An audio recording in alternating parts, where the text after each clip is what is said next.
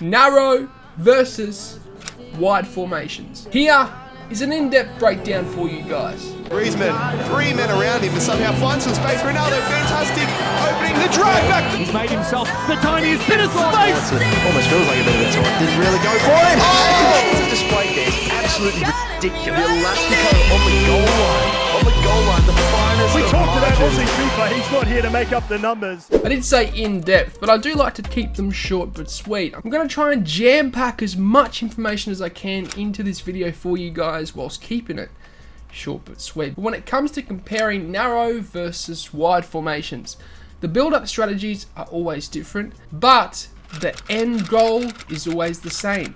It's to get the ball to the width area, to drag the defense out and recycle into the middle where the space and gaps have opened up for an extra pass, or to find that attacker who is in oodles of space. But then there's a catch. Like I said, the strategy of the build-up is the difference between wide and narrow formations. Narrow formations, you essentially want to build up centrally before the halfway line and just after the halfway line. If you come wide too early, you'll get squeezed and pressured off the ball, and I'm referring to your wing back. If you have a narrow formation and you play it out wide to your wing back too early, he will get squeezed and will have nowhere to go.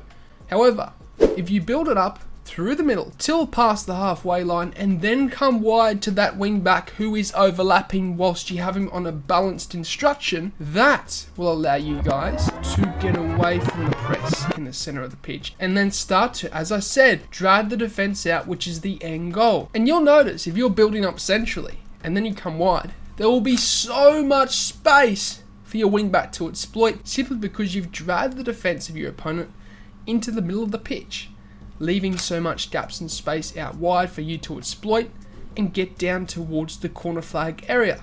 From there, as I said, you can then drag the defense out to the width area, recycle and score some goals. It's the same for wide formations, but as I said, the build-up strategy is different.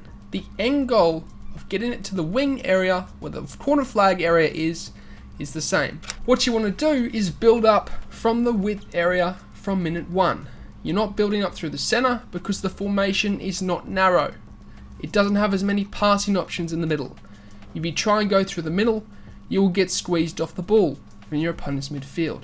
But if you come wide, there'll be many more passing options for you. And that's why you start building up out wide from minute 1 instead of through the center from minute 1 like a narrow formation. And again, the end goal is the same. Get the ball down to the width area to drag the defense out and exploit the gaps in space. That will signal the end of it. It's short but sweet, but I think I summarized the two types of formations for you guys in a nutshell for you to understand. I'm coaching one-on-one on patreon.com. I am preparing people right now for EAFC.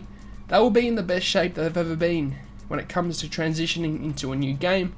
But I'm out. Sayonara, au revoir, adios, salam, ciao. Goodbye. Thanks for watching. If you enjoyed the video, then I'd really appreciate it if you hit the subscribe button. And lastly, if you do want any pre-gaming fuel or supplement, then head over to atpscience.com, which is the first link in the description, and use the code DylanEtsATP at checkout to get yourself a discount. Not only is it the cheapest way to get supplements, but it helps me out a ton, guys, so thank you.